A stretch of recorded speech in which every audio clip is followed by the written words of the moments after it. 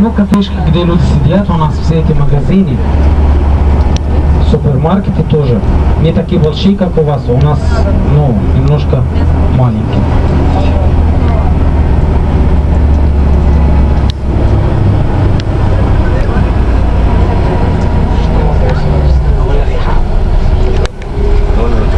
Вот смотрите налево, пожалуйста.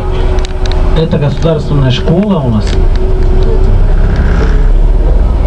А некоторые из вас спрашивают, у нас мальчики с девчонками вместе учатся или нет. Есть такие школы, где они вместе учатся, а есть такие школы, где они отдельно учатся. Такая система у нас. Ну, кстати, это тоже район построен государством, но давно построили, около 15 лет.